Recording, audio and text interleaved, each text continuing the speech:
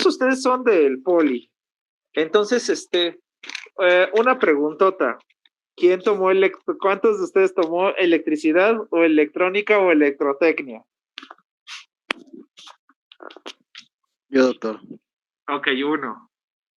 Ok, muy bien, excelente. ¿Por qué? Porque vamos a hablar un poco de esos conceptos, ¿sí? Para entender el impulso eléctrico hay que tener el concepto de flujo eléctrico, ¿sí? Y la famosa teoría del dipolo. Sí, vamos a hablar un poquito ahora sí, de neurofisiología, ¿sí? Espérame tantito que me están preguntando algo de área COVID.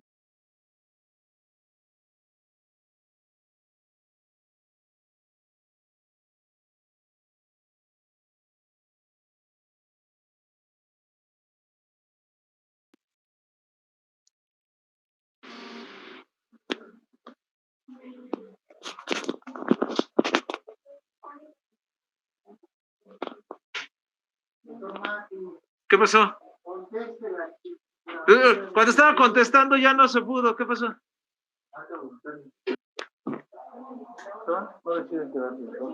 Sí, pues ya terminamos lo que teníamos que hacer, lo explicamos y todo, y bueno, no le voy a dar tratamiento ni nada. Ya no están los hermanos. Ok, déjale aviso entonces que ya no va a entrar. Ok, gracias,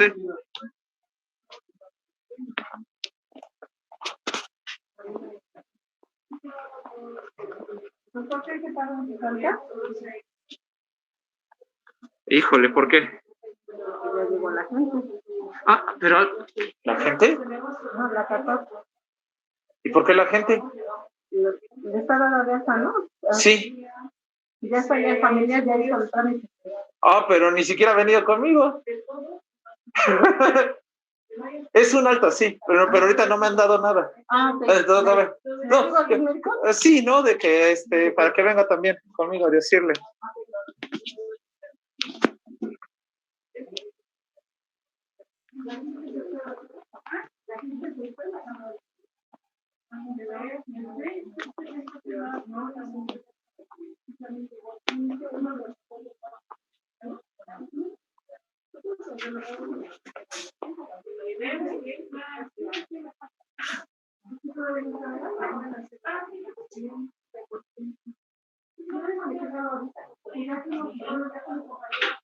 Ok.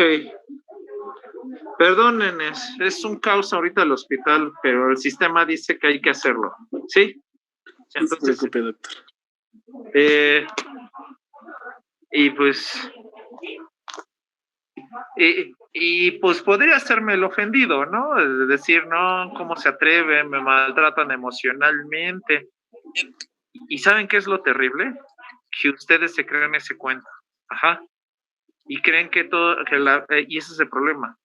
La vida es la vida, no como quisieran que son. La realidad es como es. Ajá. Pueden intentar hacer algo para que el mundo cambie, pero el problema es de que el mundo no va a cambiar y va a cambiar lentamente. Te tienes que adaptar a la vida y tienes que ser fuerte ante ello. Ajá. Entonces, si te haces el ofendido, pues no te va a servir de mucho. ¿Por qué lo comento? Porque ahorita, como no todos tienen acceso a computadoras, yo me acabo de enterar que muchos ya están haciendo paro. Ok, va, tienes derecho, pero se dieron oportunidades para hacer eso y no, o sea, como que no se adaptan y no se dan cuenta de eso, pero pues hay que adaptarse, ajá, y este es el momento, ¿sí? Bueno, muy bien. Rápidamente vamos a ver un tema de neurofisiología, ajá. Ok, déjele digo a la persona que hace 6 meses no me mandó su historia clínica que me la mande.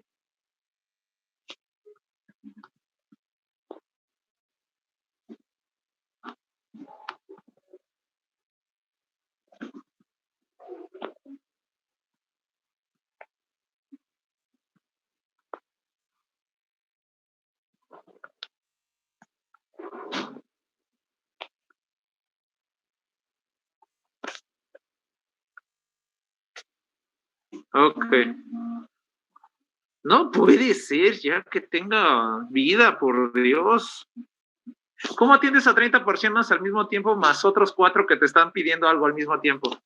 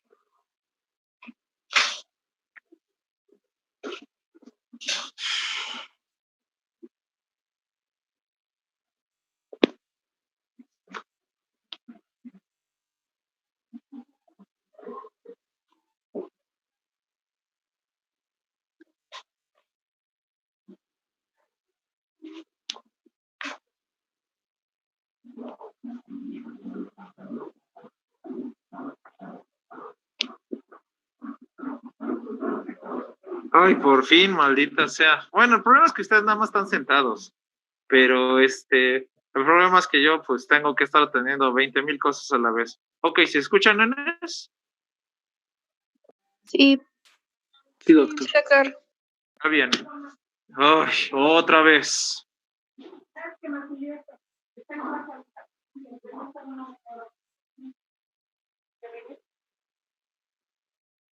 No puede ser. No puede ser.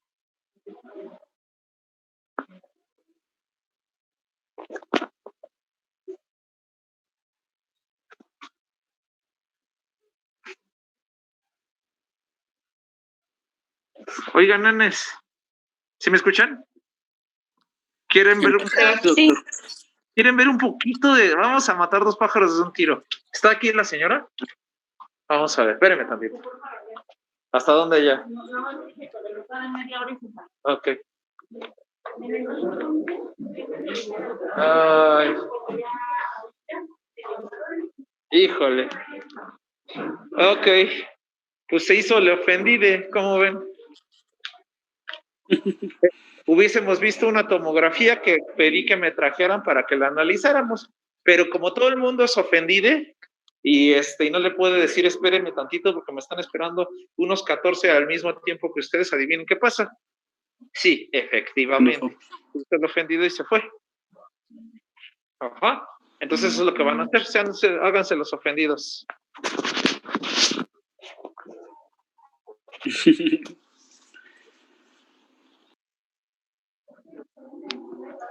nosotros lo esperamos, no tenemos problema, doctor. Pues claro, ustedes no están haciendo nada. ¿O no? No. Entonces, ¿qué? ¿Sí me doy a entender?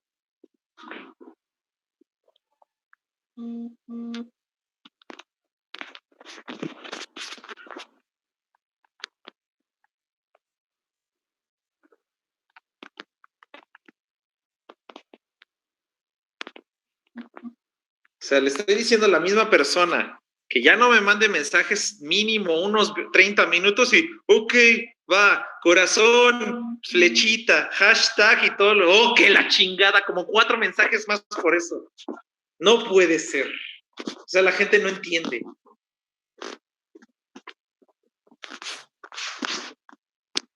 Ay, no puede ser. Sí, está bien, ustedes hagan su carita. ¿Qué tienen que hacer ahorita? Nada, nada. Yo tengo que estar al pendiente de 30 pacientes y que me están diciendo, oiga, y la gente es huevona y todo el rollo. Ajá. ¿Pero qué tengo que hacer? Pues poner orden. Ajá. Ok. Está bien, lo bueno es que lo están grabando y luego va a aparecer doctor encanijado, hashtag nos maltraten mucho, doctores. Hashtag titúlenme sin saber nada de medicina. Al fin yo con pura motivación puedo lograr todo. Ajá, no es cierto, es falso. Algo muy importante y bien loco. ¿Saben por qué estudiamos? Porque no somos talentosos. Porque si tuviéramos talento nato, adivinen qué, tal vez no necesitaríamos estudiar. Qué feo suena eso a la persona que le han dicho siempre que es especial, único e irrepetible, ¿verdad? Pues sí, lamentablemente. Si no, pues con puro talento y motivación lo logras, ¿no? Porque ni somos los grandes deportistas ni los grandes genios. Lamentablemente necesitamos un papelito que diga que sabemos. Está bien feo, ¿verdad? Sí, son golpes de realidad. Pero la realidad está bien gacha. Bueno, muy bien. Ay, para colmo, tengo el micrófono.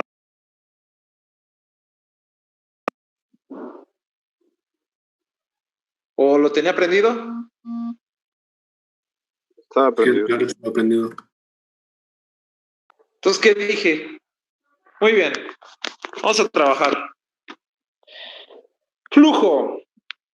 Para que pienses en el potencial de acción, en el potencial de membrana, tienes que pensar que el flujo eléctrico es como un río, ¿sí? Un río que fluye. Pero ¿qué es lo que sucede? A ese río le pones una presa. ¿Qué sucedería entonces cuando tiene esto? Que si le pones una represa, algo que lo detenga, se va acumulando. Cuando tienes energía cinética, la energía cinética y la energía potencial. La cinética es cuando circula continuamente y la potencial es la que se va acumulando. ¿Qué es lo que sucede cuando tienes algo que pasa, que está tapando el flujo? Esa energía se va acumulando y está generando energía potencial. Y va a llegar un punto en que ya no va a poder más esto y va a pasar o lo va a tumbar y todo esto se va a convertir en energía cinética. ¿Sí me doy a entender? Muy bien. Ahora, ¿por qué les preguntaba si habían visto electricidad? Porque iba a ser este simbolito. Ajá. Bueno, ¿esto qué es? Para los que fueron a electricidad. ¿Un circuito? Circuito. Exactamente. ¿Y esto es un qué? Un capacitor y aquí pues una pila, ¿no? Bueno, aquí vamos a ponerle que le cerramos el circuito. Ajá. Entonces, aquí tienes una carga eléctrica. Esto es una pila y cuando cierras el circuito van a empezar a avanzar los iones de un lado para llegar a este lado. ¿Sí? Electrones principalmente, que van a ser atraídos por el polo positivo y el polo negativo. Y va a circular normalmente. ¿Pero qué es un capacitor? Un capacitor es un conductor con una lámina conductora, otra lámina conductora, pero con un aislante en medio. Entonces, cuando venga el flujo acá, ¿qué va a pasar? No va a alcanzar a pasar.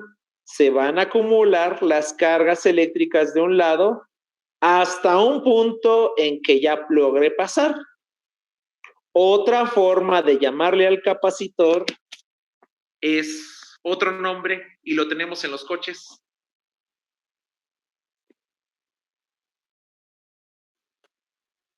Acumulador. Sí, aquí estás acumulando energía potencial en forma cinética, recuerda, aquí en este río, y aquí estamos acumulando carga eléctrica, ¿sí? Se va acumulando de un lado hasta que llega a un punto en que ya no puede más y pasa al otro lado.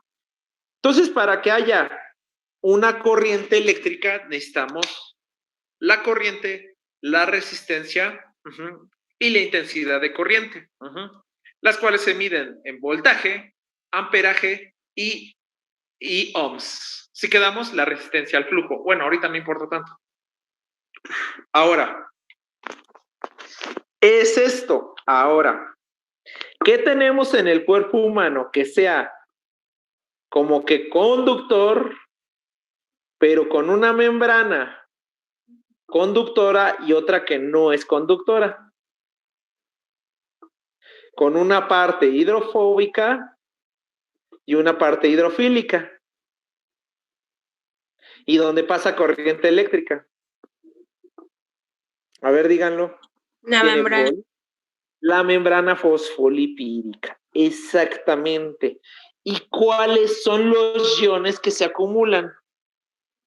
Aquí es el espacio intracelular y extracelular. Y tenemos iones en esos espacios. Sodio. De potasio. Sodio, y potasio. La mayor parte de la concentración, este símbolo de concentración, es intracelular de potasio y el sodio es poquito. Pero extracelularmente el sodio hay bastante concentración y el potasio es poquito. Entonces, ¿qué es lo que sucede? Pero recuerda que es una membrana aislada, pero en esta membrana tenemos ¿qué hay en la membrana? Canales. Exactamente. Así como regulas el flujo del agua a través de compuertas para que pueda pasar o no pasar el agua, para que dejes entrar cierta cantidad de agua y no la dejes pasar, igual nuestras membranas celulares tienen canales. ¿Sí? Entonces supongamos, es más, gracias a los canales existo yo. Mi padre ganaron hace muchos años, hay casi 42 años, ganaron una cosa para hacer canales en un pueblito allá en el Istmo, y ahí fue a construir canales con mi abuelito. ¿Y qué pasó? Pues la vecina donde estaba poniendo eso estaba mi mamá, y ahí se conocieron y bla, bla. Pero eran canales porque iban a ser canales de riego para para cañaverales. Muy bien. Entonces, con eso regulas que pase o no pase. ¿Sí quedamos? Ahora, recuerda que hay canales que son pasivos y activos. ¿Cuál es la diferencia entre un canal pasivo y activo? ¿Que necesita energía? Energía, exactamente. Naturalmente, el sodio, ¿qué va a hacer? Ir de un lugar de mayor concentración a menor. Va a entrar, exactamente, va a entrar para acá. Y naturalmente, ¿qué va a pasar aquí? ¿Qué va a pasar con el potasio? Naturalmente. Sale, exactamente. ¿Sí? Naturalmente. Ojo, pero ¿qué sucede? Eso si tienes un canal abierto, pero generalmente estos canales están ¿qué? Cerrados y son selectivos. ¿Para qué? Porque recuerda que cuando entra no sale, va a entrar con agua y todo eso. Ahora, paren aquí tantito el concepto. Voy a hacer algo bien loco, porque tenemos que entrar a ese concepto.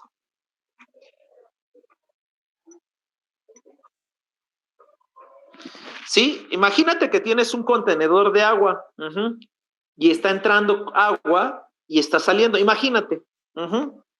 Entra y sale, entra y sale. Esto es la célula. Esencialmente podríamos decir que esto es la vida o un organismo vivo. Porque tiene ingresos ¿de qué? De oxígeno, de agua, de alimentos. Pero también tiene la excreción ¿de qué? De desechos. CO2, caca o urea, todo el rollo. ¿Sí? Entra y sale. Pero mira, necesitamos mantener continuamente un nivel, ni más ni menos, porque si es más, se sale, y si es menos, pues no. Y a este nivel le llamamos homeostasis. Es lo que mantiene la célula funcionando. ¿Sí quedamos? Ahora, ¿sí me doy a entender? Muy bien. Pues, oye, ¿qué te parece? Pero, ¿qué sucede si ya no le aporto? Pues se va a ir tirando esto y se va a vaciar. ¿O qué tal si en vez de, para que no tengamos que aportar tanto, pues no desechamos? Pues ¿qué va a pasar? Se va a acumular y se va a tirar. Oye, ¿y si bloqueamos las dos? Esta y esta, cuando esté aquí, y ya no va a entrar, no va a salir, y se va a mantener la homeostasis. ¿Cómo se llama ese proceso? No entra, no sale. ¿Equilibrio o no?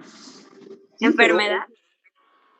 No. Recuerda que lo que te saca del equilibrio es lo que te va a generar la enfermedad, ¿sí? Pero cuando logras el equilibrio perfecto, o sea, que ya no te entra nada y ya no sale Se nada. muere la célula, ¿no? ¿Cómo? ¿Se muere la célula? Se muere la célula.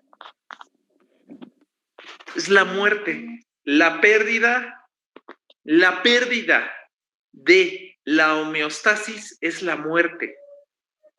La pérdida del proceso. Entonces, muchos dicen que en realidad la vida tal vez sea eso. La búsqueda continua de la homeostasis, el proceso que mantiene la homeostasis, que eso es la vida. Ajá.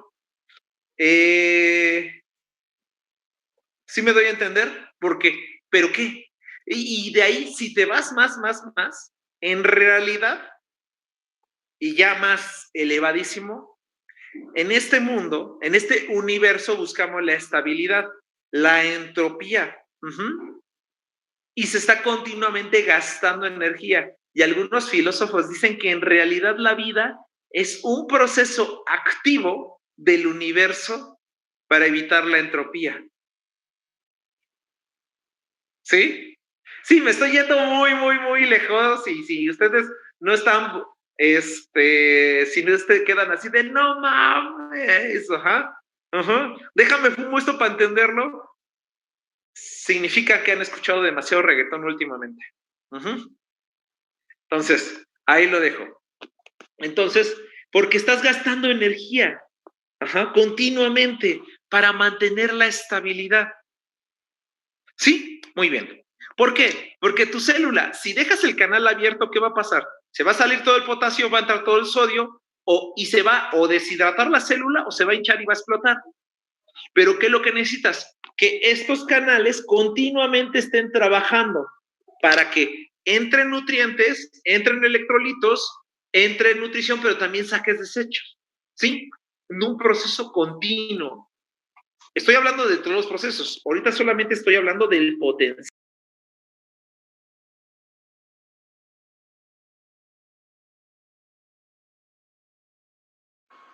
Apagó su micrófono, doctor.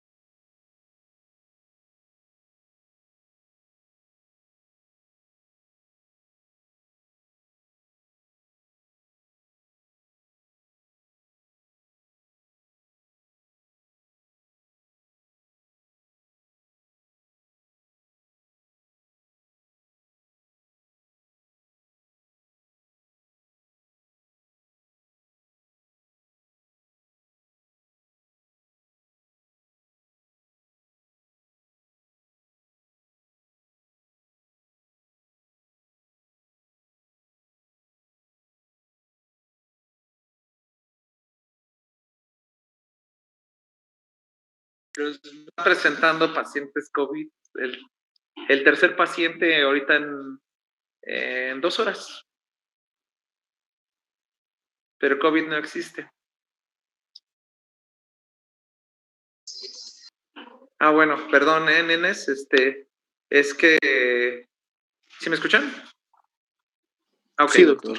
Me presentaron otro tercer paciente en 2 horas.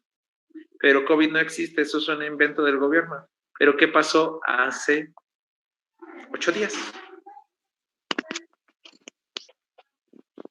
Sí, efectivamente, todas las gentes que estuvieron en reuniones ya están llegando aquí, ahogándose.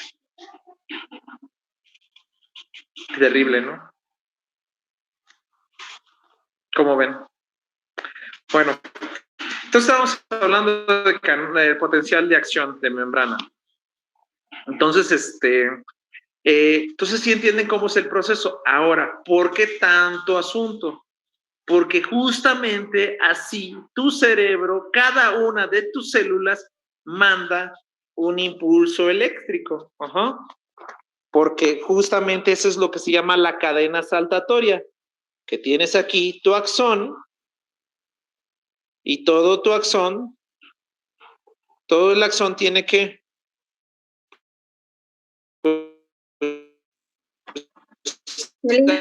ahí sus células de Schwann, pero tienen su potencial. ¿Qué pasó? ¿Qué pasó? ¿Nada?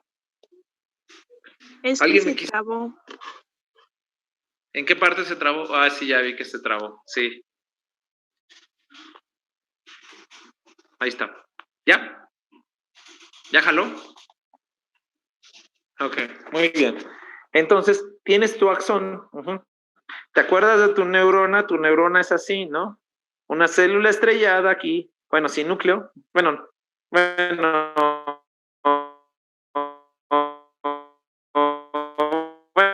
sí.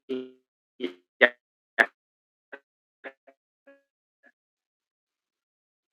Entonces, bueno, ya que este viaje de aquí para acá, pues tiene un canal y abre un canal, pero ¿qué es lo que sucede?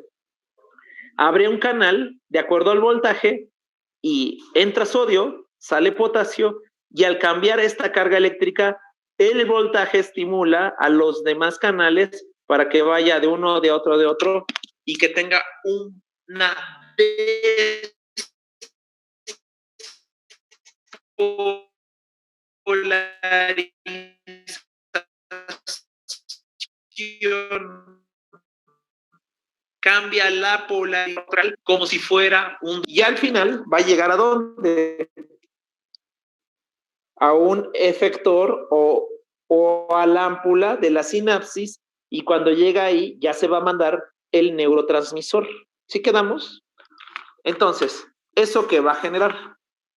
Que si tú tuvieras una célula y pudieras poner un electrodo en el exterior de esta célula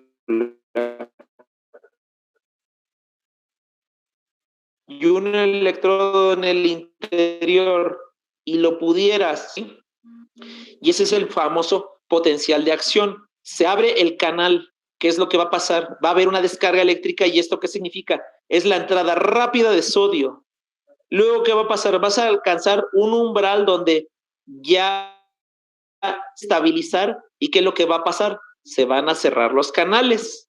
Ajá. ¿Y qué es lo que va a pasar? Se va a empezar a repolarizar y va a empezar a entrar potasio y se va a estabilizar de nuevo porque la bomba se carga. Es como cuando, bueno, quien haya jugado videojuegos de shooter, ya ves que cuando usas un rifle corto, ¿qué tienes que hacer? Cargar. ¿Por qué? Porque ya despolarizada la célula, adivina qué pasa, no puede hacer otra si dispararas. ¿Qué tienes que hacer? Cargar, como si jalaras, cargar. ¿Para qué? Para que puedas dar el otro disparo. Esa carga es esto, la repolarización. Aunque en esta repolarización hay un periodo refractario absoluto y relativo. ¿A qué se refiere esto? Absoluto es que podrás mandar... ahora, si se acuerdan, dijimos que ese canal se abre ¿con qué? Con voltaje. Necesitas cierta para que se abra, ¿sí? ¿Cuánto normalmente? Dependiendo del tipo de célula, suele ser unos menos 30 milivolts. Es muy poquito, pero con ese cambio ya dice el cuerpo, tengo una descarga, abro los canales y despolarizo. Ajá. Es muy poquito, muy poco medible. Ahí se pausó. Entonces, ahora, ¿ya podrías dar otra descarga? Sí, pero si lo agarras en el periodo refractario absoluto, no se va a abrir el canal, no se va a abrir, ¿sí? Pero si se vuelve a descargar ya por acá, ya se puede, porque es una descarga relativa. Niña o niños, cuando acabas de cortar con el novio, ¿enseguida vuelves con alguien más? Claro, güey, yo ya lo superé. Ah, ok, ya lo superaste. Pero estás con ella y nada más estás con ella y nada más te acuerdas y tomas un trago y estás chillando y a las 4 de la mañana le empiezas a hablar cuando escuchas a los Cardenales de Monterrey. Uh-huh. ¿Ya lo superaste? No. ¿Por qué? Porque estás en un refractario, ¿sí? Hasta que ya no te pongas a chillar escuchando los Cardenales de Monterrey cuando da mucha sed y ya podrías decir que ya podrías iniciar otra relación o en este caso una despolarización. ¿Sí me doy a entender? ¿Por qué? Porque si no la célula no puede, pues así su corazoncito y su cabecita con los amores, ¿sí? Entonces, sí, ya sé que es una jalada hablar de amor y despolarización de membrana, ¿sí? Ahora, esto es lo que hace que tengas polarización. Ahora, si se dan cuenta, la velocidad de esta despolarización, ya lo hemos mencionado, ¿cuánto es más o menos?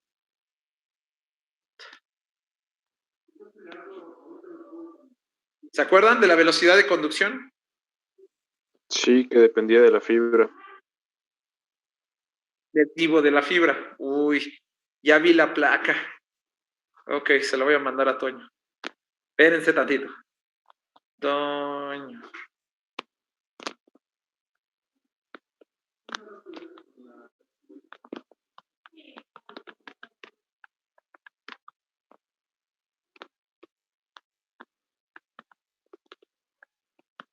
Pero descansando subió a 85.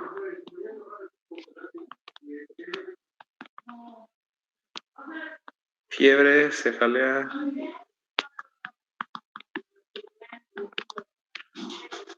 Tres días de evolución.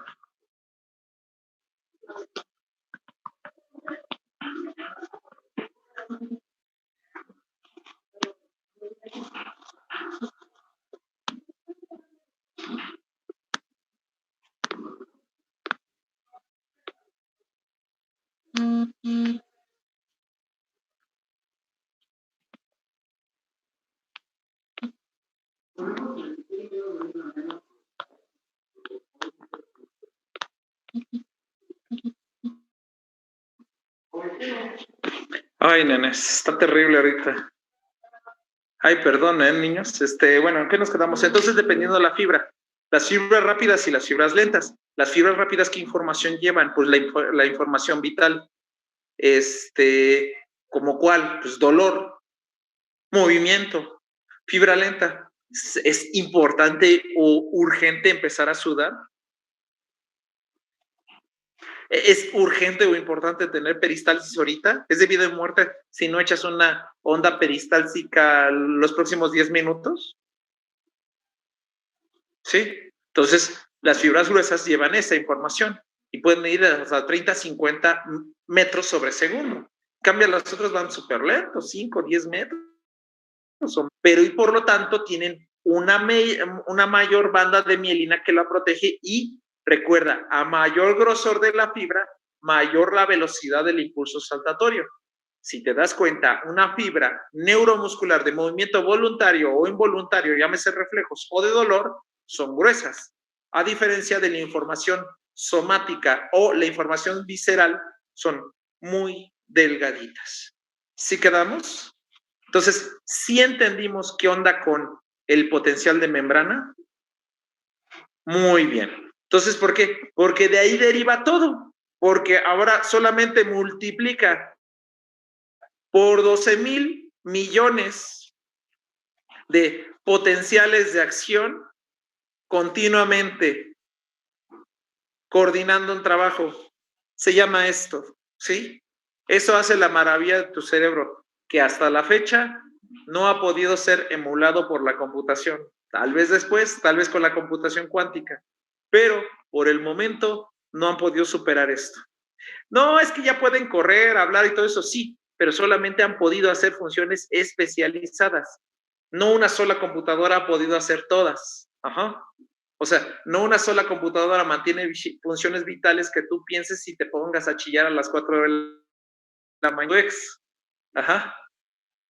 ¿Sí me doy a entender? O sea, esa es la maravilla del cerebro humano, que con ese principio de potencial de acción, tu cerebro está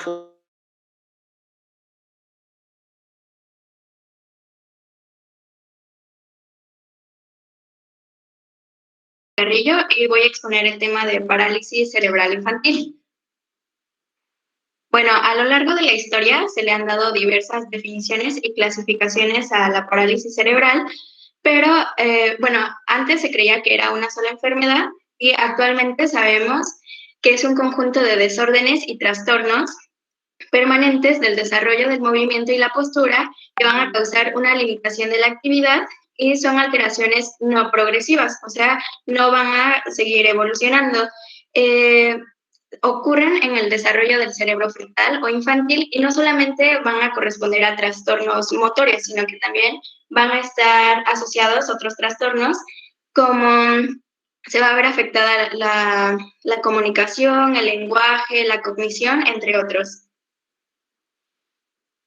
Bueno, va a ser la causa número 1 de discapacidad infantil y tiene una incidencia a nivel mundial de entre 2 a 3 casos por cada 1,000 niños nacidos vivos. En nuestro país tiene una incidencia de 3 casos por cada 10,000 niños nacidos vivos. Sus causas son múltiples. Estas se van a clasificar en 3 grupos principales. Se clasifican en prenatales, perinatales y postnatales. Entre las causas prenatales tenemos un embarazo múltiple, un retraso en el crecimiento intrauterino, polidramios, malformaciones. Y entre las causas perinatales se encuentran aquellos niños que nacieron de forma prematura y con bajo peso, también cuando la madre presentó fiebre durante el parto. También se incluyen factores como hemorragia intracraneal, encefalopatía hipóxico-isquémica, traumatismo. Y entre las causas postnatales están las infecciones como meningitis, encefalitis, traumatismo craneal y deshidratación grave. Se estima que entre un 70-80% de las ocasiones, la parálisis cerebral tiene su origen en factores prenatales. Y bueno, su clasificación va a estar dada en función del trastorno motor predominante y de la extensión de la afectación. Esta va a ser de utilidad para que nosotros podamos orientarnos respecto al tratamiento que le vamos a dar al paciente, así como para conocer su pronóstico evolutivo. Bueno, aquí tenemos una clasificación que contiene la parálisis cerebral espástica, la parálisis cerebral discinética, la atáxica, hipotónica y la mixta. Vamos a hablar de cada una de ellas. La parálisis cerebral espástica es la forma más frecuente y se va a subclasificar según su topografía. Puede ser monopléjica, dipléjica, hemipléjica y tetrapléjica. La tetraplegia espástica es la forma más grave, ya que los pacientes van a presentar afectación de las 4 extremidades, incluso el torso y la cara. En la mayoría de estos niños, el aspecto de grave daño cerebral es evidente desde los primeros meses de vida y generalmente se cuenta con el antecedente de complicaciones y asfixia perinatal. El 50% de los casos va a tener su origen prenatal, el 30% perinatal y el 20% postnatal. También se presenta un compromiso cognitivo importante, y ya que se presenta en más del 85% de los casos. Y bueno, eso sería de la tetraplegia.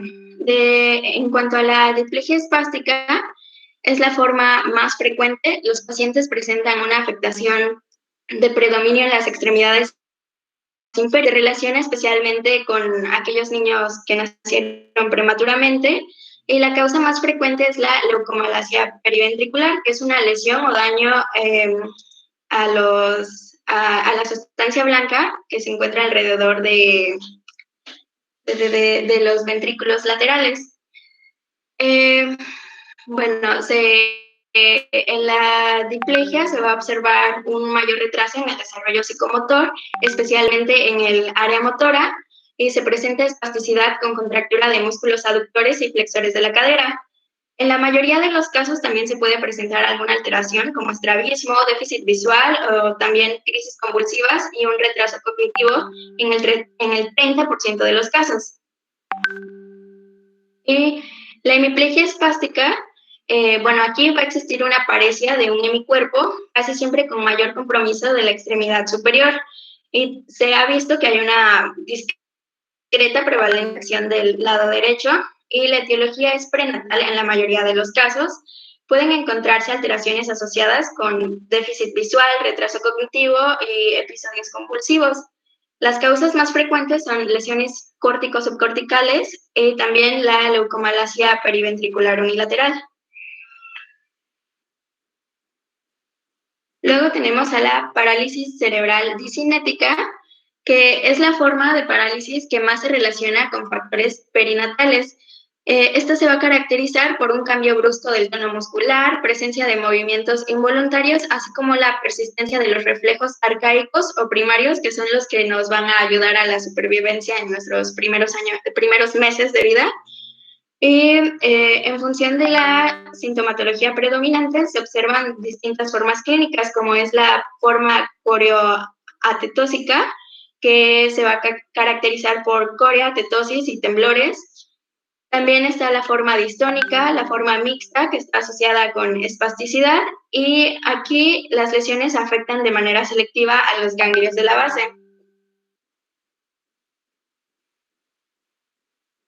En la parálisis cerebral atáxica, inicialmente, desde el punto de vista clínico, podemos ver hipotonía, ataxia y también una incoordinación que se puede hacer más evidente a partir del año de vida, del primer año. Se distinguen tres formas clínicas, que son la diplegia atáxica, la ataxia simple y el síndrome de desequilibrio. A menudo puede aparecer en combinación de espasticidad y atetosis y bueno, la diplegia atáxica se caracteriza por estar asociado a espasticidad, sobre todo de la extremidad inferior. La ataxia simple se caracteriza por hipotonía, temblores, dismetría, se asocia con retraso mental en el 50% de los casos, y el síndrome de desequilibrio, como su nombre lo dice, pues aquí va a predominar un trastorno del equilibrio y va a estar asociado con retraso mental, estrabismo cerebral hipotónica. Esta va a ser poco frecuente, se caracteriza por una hipotonía muscular con hiperreflexia osteotendinosa que va a persistir más allá de los 2 a los 3 años. Y la parálisis cerebral mixta. Aquí es relativamente frecuente que el trastorno motor presente asociaciones de ataxia y distonía o distonía con espasticidad. Y bueno, como dije, pues no solamente se van a presentar trastornos motores, sino que también va a haber otro tipo de trastornos asociados, como son los trastornos sensoriales, ya que aproximadamente el 50% de los niños con parálisis cerebral tiene problemas visuales y un 20% tiene déficit auditivo. También el rendimiento cognitivo se va a ver afectado, puede ir desde normal hasta un retraso mental severo. Esto se ve sobre todo en aquellos pacientes con tetraplegia. Estos van a tener un retraso mental más marcado. Y también se pueden presentar parálisis cerebral dicinética. Y aproximadamente la mitad de los niños con parálisis cerebral van a tener epilepsia, sobre todo va a ser más frecuente en los pacientes con tetraplegia. Su diagnóstico va a ser fundamentalmente clínico, se debe hacer una historia clínica detallada y minuciosa en búsqueda de los factores prenatales, perinatales y postnatales, y se debe valorar también las características del desarrollo, las habilidades motoras y la actitud del niño. Se debe prestar atención en caso de encontrar signos sugestivos, como es retraso motor, patrones anormales del movimiento, persistencia de reflejos primarios y un tono muscular anormal. Aquí también debemos prestar atención a ciertos signos, como son la hiperreflexia, el clonus, el signo de Babinski y el signo de Rosolimo. Aquí les traje unos videos para que podamos entender mejor estos signos.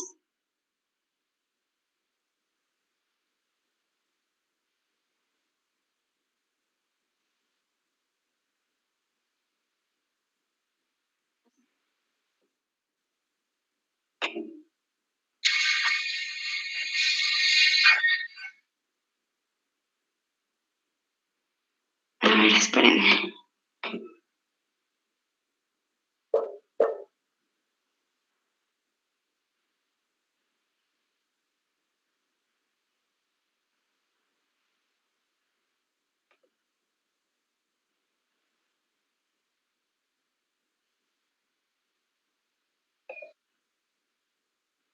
Bueno, el clonus, bueno, esto va a consistir en que el explorador va a sujetar el pie por su cara plantar y va a ocasionar su flexión dorsal forzada. Entonces cuando es positivo, se van a observar una serie de contracciones involuntarias rítmicas y es lo que podemos ver en el video.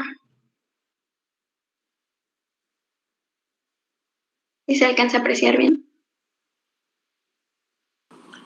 Más o menos, pero sí te entendimos. Ok. Bueno, y de este lado tenemos al signo de Rossolimo.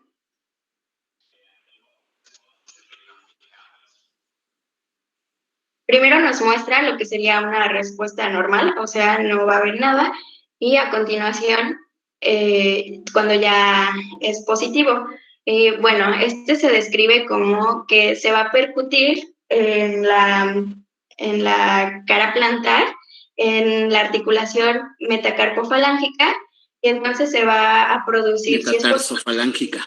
Sí, metatarsofalángica. Se va a producir la dorsiflexión, ya sea del primer ortejo, del segundo ortejo o de todos los dedos.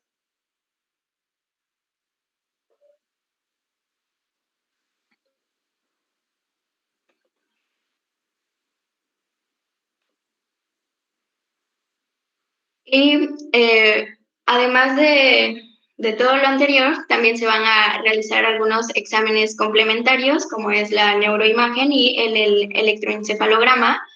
En la actualidad, la prueba más específica es la resonancia magnética, ya que nos va a permitir confirmar la existencia y la localización, así como la extensión de la lesión. En los lactantes se recomienda sobre todo realizar una ecografía transfontanelar, ya que se supone que esta es menos invasiva. Y bueno, en cuanto al electroencefalograma, no es necesario para el diagnóstico, pero dado que en muchos niños se desarrolla epilepsia, como ya vimos, se recomienda para la detección de los pacientes con más riesgo y para el seguimiento de los que hayan presentado crisis comiciales. Respecto al tratamiento, es importante saber que no existe un tratamiento curativo, pero sí existen tratamientos para que el niño pueda tener una mejor calidad de vida, para que pueda ser de cierta manera independiente o en medida de lo posible y para disminuir sus limitaciones. El tratamiento va a consistir en fisioterapia y rehabilitación, en el uso de órtesis, fármacos y en ocasiones en el tratamiento quirúrgico. La fisioterapia ha demostrado su utilidad a través de sus diferentes métodos, como ejercicios de estiramiento y corrección de posturas. También se recurre a tratamientos para que el niño pueda mejorar su comunicación y su lenguaje. En cuanto a la farmacoterapia, se utilizan medicamentos como baclofeno y diazepam, que actúan como relajantes musculares, y también se puede utilizar la toxina botulínica tipo A. Esta va a bloquear la liberación de acetilcolina, por lo tanto igual va a ayudar a controlar los movimientos. Y con el uso de órtesis se favorecerá una postura adecuada con control del tronco, utilización del miembro torácico de la mejor manera, y se va a mejorar la movilización, la autosuficiencia y por lo tanto también la higiene. Otros dispositivos que pueden ser de gran ayuda para el movimiento son las sillas de ruedas, también las andaderas. Y respecto al tratamiento quirúrgico, se puede optar por cirugía ortopédica o neurocirugía. En la cirugía ortopédica encontramos técnicas que incluyen tenotomía, trasplante de tendones, osteotomías, reducción de luxaciones, entre otros. En cuanto a la neurocirugía, se encuentra la bomba de baclofeno intratecal, que esta consiste en colocar un reservorio de baclofeno en el espacio intratecal entre L3 y L4, y entonces va a haber una liberación de este medicamento y va igual a ayudar a controlar pues va a realizar una relajación muscular. Sería todo. Por ejemplo, una vez tuve un paciente que cuando empezaba pues a caminar ya sin ayuda en su desarrollo pues esperado como lactante menor, digamos, más o menos al año de edad, se salió de ahí del cuarto donde estaba, les estoy hablando de pues, que vivía en un pueblo en Hidalgo, y se cayó a un canal que estaba ahí saliendo de su cuarto, canal con agua, pero cayó boca abajo. Entonces, esa hipoxia que le condicionó ese ahogamiento, pues también le ocasionó pues que cursara con parálisis cerebral infantil. Y pues como decía Sara, las presentaciones clínicas pueden ser muy variadas. Y la cosa es que, por ejemplo, muchas veces se acostumbra uno a que escucha el término parálisis cerebral infantil y luego piensa en retraso en el desarrollo psicomotor, pero a veces es nada más, como dijo Sara, retraso en el desarrollo motor, sobre todo, por ejemplo, en el caso de los pacientes con PCI diplégica, que pueden tener inclusive una inteligencia normal, pero pues genéricamente se les ha como, pues tal vez como encasillado en pacientes con secuelas de PCI, así es como nos expresamos en un paciente pues, que ya no está en edad de la infancia, en adolescentes o en adultos, secuelas de PCI, y en los que sí les produce un retraso también mental, pues son pacientes que obviamente al no tener como la capacidad de comprender muchas cosas que ocurren a su alrededor, la forma en la que responden ellos es con agitación. Y entonces, por eso vemos muchas veces en los servicios que se puede llegar a atender a pacientes con PCI o secuelas de PCI, que empiezan a gritar o empiezan como a agredir o a escupir, pero pues es a consecuencia de este retraso mental que puede llegar a ser profundo. Y por eso el tratamiento de un paciente con secuelas de PCI es multidisciplinario. Rehabilitación, neurología para controlar la epilepsia que dijo Sara. Por ejemplo, también se llega a utilizar tratamientos psiquiátricos o neurológicos para evitar esa agitación psicomotriz, como el valproato de sodio, e incluso antipsicóticos como la olanzapina. Hubo ahí en el hospital un intento por tratar a pacientes con agitación secundaria a retraso mental por PCI, un tratamiento con acupuntura en el que se les colocaba como una aguja acá en el mero vértice del cráneo, y eso en teoría tenía que disminuir la agitación.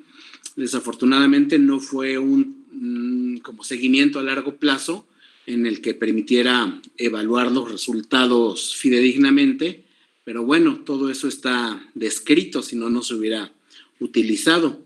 Por ejemplo, en el caso de la rehabilitación, pues obviamente no se puede siempre lograr una fuerza muscular adecuada, pero se puede tratar de evitar un poco la espasticidad, y por eso pues, los ejercicios que se hagan los tiene que continuar la familia y en la casa.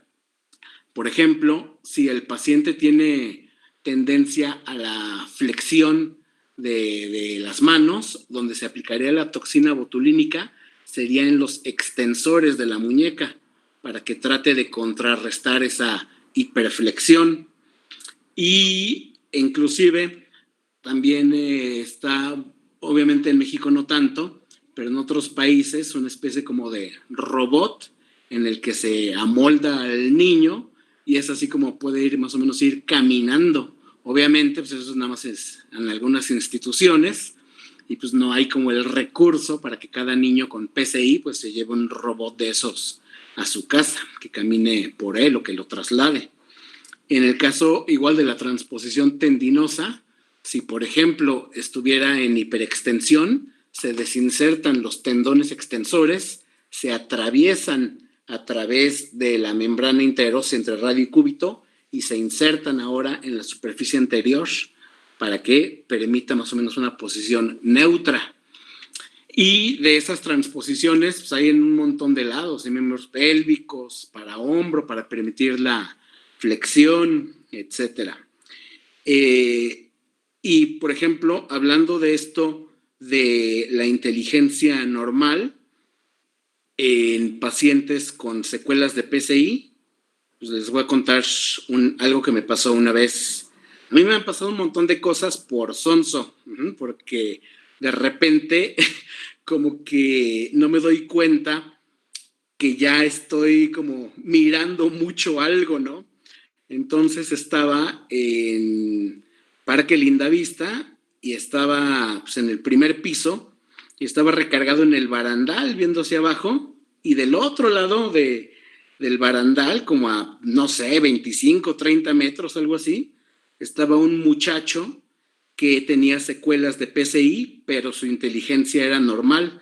La cosa es que él tenía pues signos neurológicos del sistema nervioso periférico muy marcados y tenía como estos movimientos en rueda dentada. Y yo dije, ay, pues está bien lejos. Y entonces yo estaba como observando sus movimientos, pero pues el que yo esté ciego no significa que él también lo estuviera. Entonces, pues yo creo que ya lo miré mucho y ahí lo que él hizo con su mecanismo de rueda dentada me hizo así, temblando con los movimientos y dije, ay, pero así como eso, pues me ha pasado alguna otra cosa que otro día con más tiempo, pues ya les platicaré.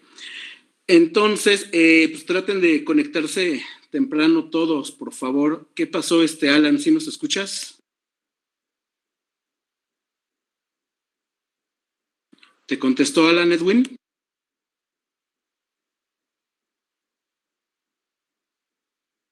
Bueno, ¿me escuchan? Sí, Alan.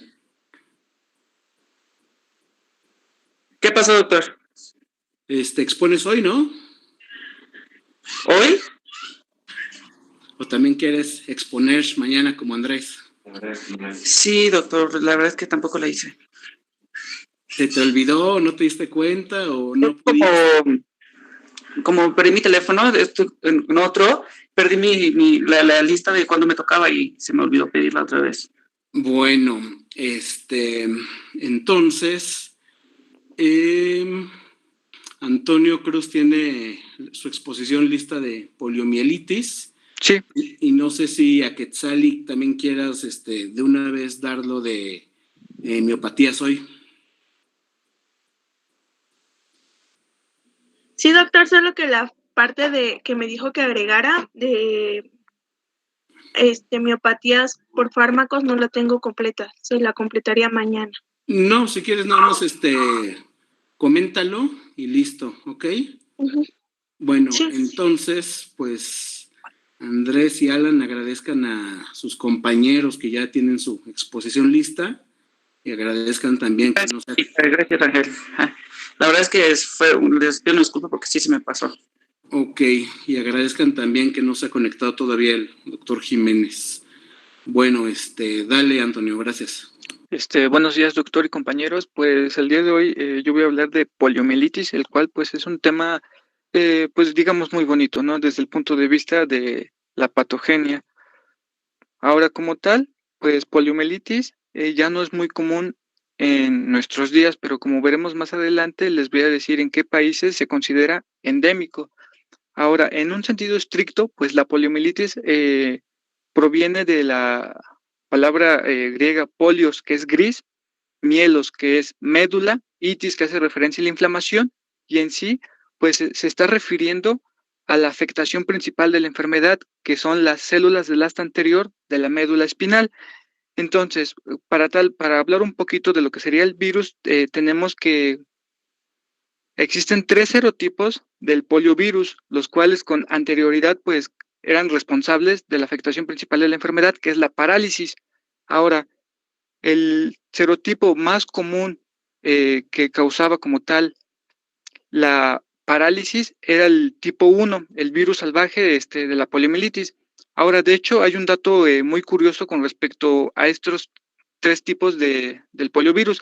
De hecho, la última vez que en nuestro país se usó la vacuna oral con los 3 serotipos fue en el año 2016. De hecho, ahora solamente contiene 2, digamos, cepas del virus. Ahora, se dice que es un enterovirus porque la vía por la que se adquiere la enfermedad o por la que se va a desarrollar es por la vía digestiva a partir del consumo de alimentos o bebidas contaminados con heces fecales que contienen al virus. Y en este caso, la palabra Picornaviridae hace referencia a que es un virus de tamaño pequeño y que está compuesto de ARN monocatenario de cadena positivo. De hecho, en esta imagen podemos ver como tal una, pues sí, una niña que quedó con secuelas de poliomielitis. ¿Le puedes pasar, por favor? Ahora, con respecto a la etiología y patogenia, les voy a mencionar en qué países se considera como tal endémico. En Pakistán, Afganistán y Nigeria lo dejó de ser hasta el año 2017. Ahora, en el año 2013 se había contemplado como tal un registro de 416 casos, donde aproximadamente 160 de ellos pertenecían a zonas endémicas que les acabo de mencionar, pero los demás focos de parálisis asociadas al poliovirus se contemplaban en Camerún, Kenia y Etiopía.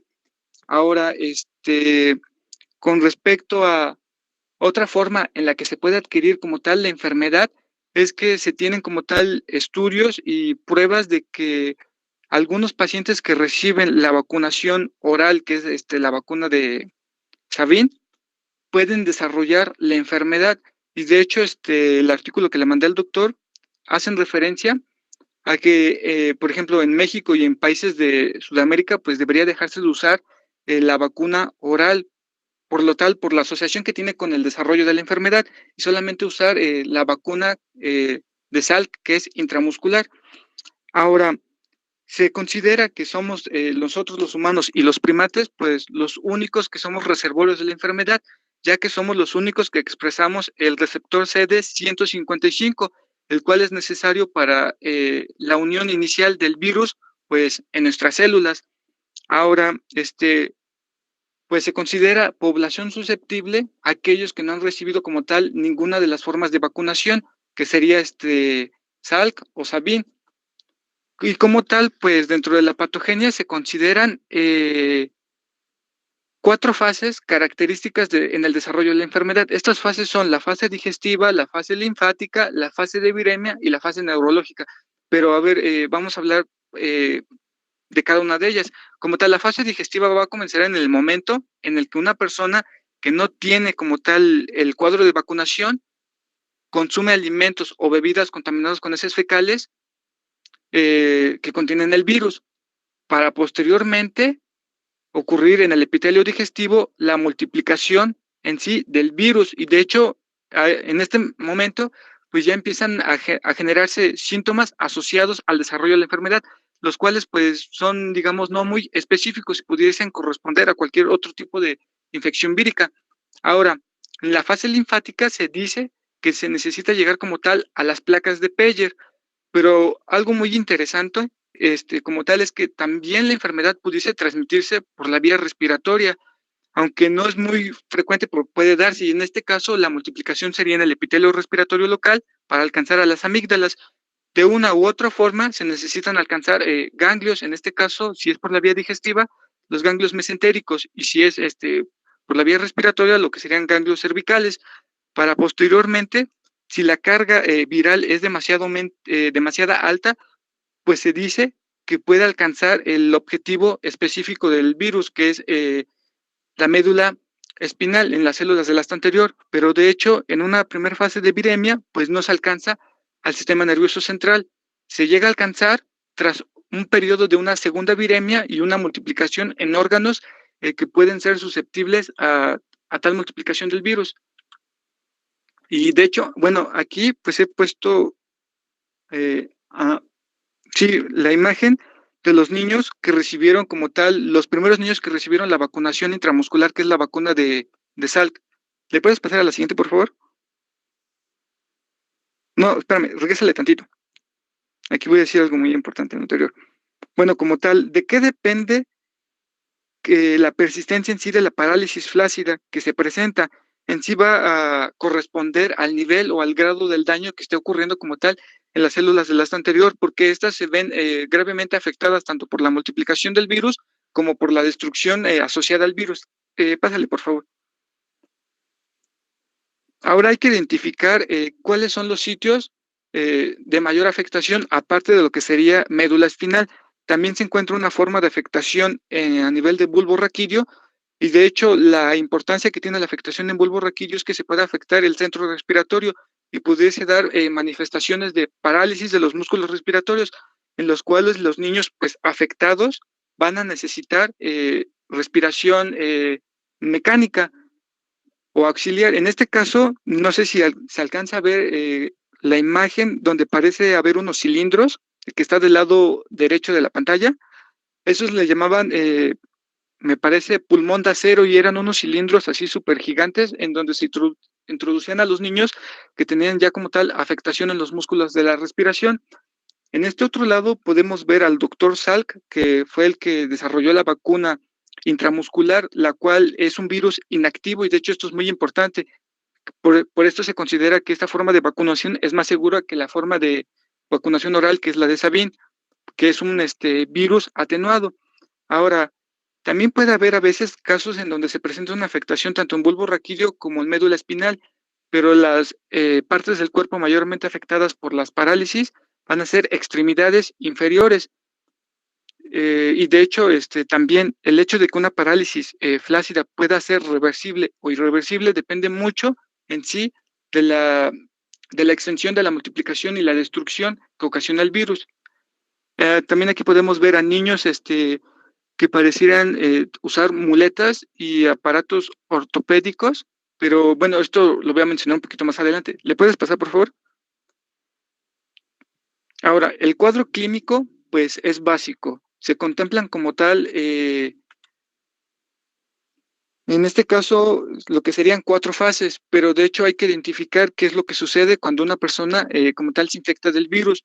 Se dice que el 90% de las personas va a cursar de manera asintomática, pero entre un 4 y un 8% de las personas infectadas por el virus puede cursar con síntomas relativamente, digamos, ligeros, que básicamente corresponden a la fase abortiva de la enfermedad, pero también se contempla la aparición de afectación o irritación de las meninges, y esto corresponde ya propiamente a lo que sería una polio no paralítica, pero que sí está afectando a las meninges. Y ya en último caso tendríamos a la polio paralítica, que es la que se va a acompañar inicialmente de los síntomas inespecíficos, pero que también va a causar como tal parálisis. Ahora, en el caso de que se presentasen síntomas, la fase prodrómica de la enfermedad en sí se considera que dura aproximadamente 2 días, y de hecho aquí es donde tenemos los síntomas inespecíficos que podrían corresponder a cualquier otra infección vírica, que serían cefalea, malestar general, dolores musculares generalizados. Y en la fase aguda, de hecho aquí lo más importante, a pesar de que esta dura 2 meses, es que conforme se desarrolla la enfermedad, es aquí en esta fase en donde aparece como tal la parálisis flácida, y de hecho también se acompaña de lo que sería los síntomas anteriores, más un espasmo doloroso y dolor a la palpación en músculos afectados. Y de hecho, si nosotros aplicamos una punción lumbar en la persona afectada, podremos como tal identificar en el líquido cefalorraquídeo que hay una alta concentración de linfocitos. Ya lo que sería la fase de recuperación, pues esta va más como tal enfocada en aquellos pacientes cuya parálisis sea como tal, digamos, reversible. Y en este caso, pues se dice que la recuperación se logra de manera gradual en 2 años, pero afortunadamente la mayor parte de las personas logra adquirir esta recuperación en los primeros 6 meses. Y como tal, de lo que sería la fase de parálisis residual, se dice que pues esta ya es para toda la vida. Y afortunadamente la mitad de los pacientes con una parálisis residual pues tiene una afectación moderada, pero la otra mitad de las personas afectadas de manera permanente pues tiene una parálisis extensa. De hecho, también se maneja que asociado a la parálisis de una determinada extremidad pueden ocurrir como tal deformaciones, pero esas serían causadas a partir de un desequilibrio muscular, contractura muscular, atrofia muscular, y que también durante la infancia, pues el retraso del crecimiento longitudinal de los huesos, pues afecta a la extremidad afectada. ¿Le puedes pasar, por favor? Ahora, con respecto al diagnóstico, pues sería diferencial. Había que encontrar aquellas patologías infecciosas que pudiesen también estar ocasionando, pues, una parálisis flácida. De hecho, aquí la punción lumbar ya la había mencionado con anterioridad y es como tal para saber que el paciente en sí, pues, está padeciendo de una parálisis, y lo que sería el cultivo de las heces también nos sirve para identificar que, pues, esa persona podría ser como tal un foco, digámoslo así, de infección hacia otros niños que tampoco han recibido la vacunación. Y precisamente, digamos que en la actualidad, pues debido a estos movimientos antivacunas, pues podría darse como tal, digamos, el resurgimiento de la enfermedad, pero pues me parece que esto tardaría aún así muchos años para lograr un rebrote de la enfermedad. También se puede aplicar PCR y ELISA. ¿Le puedes pasar, por favor? Reacción de la cadena de polimerasa. Exacto. Con respecto al tratamiento, pues la bibliografía menciona que no hay un tratamiento específico para la parálisis. De hecho, el libro donde lo saqué menciona que por más tratamientos que tú apliques no vas a cambiar la parálisis que ya está establecida por la enfermedad. De hecho, pues la parálisis ocurre en los músculos que estaban inervados por las células del asta anterior que ya están afectadas, es decir, que están destruidas por el virus. Ahora, como tal, el tratamiento pues va enfocado de acuerdo a las fases en las que pues hay la afectación. De hecho, en la fase aguda, pues el paciente está en cama, reposando, y también se trata de manera sintomática, pero de hecho para prevenir las contracturas que pudiesen presentarse en extremidades afectadas, se pueden usar férulas. Y después de la presentación del espasmo muscular, pues puede haber como tal que las articulaciones de una extremidad que se encuentra paralizada pudiesen movilizarse suavemente a lo que sería el rango del movimiento de dicha articulación varios minutos por día. Con respecto a la fase de recuperación, pues incluye ejercicios activos como tal para fortalecer a la debilidad de los músculos, los cuales se están recuperando, y también se pueden usar férulas, pero en este momento sería para estabilizar extremidades débiles y también prevenir contracturas y mejorar la función. Ahora, con respecto al tratamiento quirúrgico, pues se aplica cuando de plano pues ya no hay una esperanza de una mayor recuperación muscular, pero pues existe como tal que pudiese aplicarse a determinados pacientes, es decir, que sea más efectiva en pacientes con parálisis flácida en fase residual. Estos intervenciones quirúrgicas, ¿le puedes pasar, por favor? Incluyen lo que es el alargamiento tendinoso, la transposición tendinosa, una osteotomía cerca de una articulación, la artrodesis, corrección de diferencia de longitud de las extremidades, ya sea por bloqueo fisario o acortamiento quirúrgico de la pierna más larga, o bien mediante una estimulación fisaria o alargamiento quirúrgico de la pierna más corta. ¿Le puedes pasar, por favor? Ahora, con respecto al síndrome postpoliomielitis, es como tal muy característico de aquellas personas que en la infancia y rara vez en la adultez que ya habían presentado una poliomielitis, la cual digamos que tenían como tal estabilizada, por decirlo así, pues ahora entre un 20 y un 50% de esas personas que estuvieron afectadas, entre 20 o 40 años después, pueden presentar debilidad muscular progresiva, fatiga y molestias de las extremidades que en su momento fueron afectadas. De hecho, pues existen como tal una serie de hipótesis que podrían explicar la aparición de una afectación después, años después de una afectación propiamente de la infancia y que ya no se tendría que dar. Unos dicen que probablemente sea por una afectación gradual de lo que son los axones terminales que en su momento fueron afectados. Otros dicen que si de por sí, como tal, es normal encontrar estas características en personas normales, pues en este tipo de personas afectadas con poliomielitis en la infancia, pues pudiese como tal cursarse de una manera, digamos, un poquito más agresiva, por así decirlo. Y su tratamiento sería, en un primer lugar, tranquilizar al paciente y decirle que pues no ha recidivado como tal su poliomielitis, pero también podemos decirles que deben de hacer aplicación de ejercicios suaves para aumentar su fuerza muscular. También indican la utilización de férulas y a veces modificación del estilo de vida. A ver, ¿le puedes pasar, por favor? Bueno, con respecto a las imágenes, estas, en este caso podemos ver deformidades pospoliomielíticas, en donde nos indican en la figura A, que es la primera que tenemos del lado izquierdo, una extensa parálisis que afecta a la extremidad superior izquierda y también a la columna. En B se muestra como tal una escoliosis paralítica.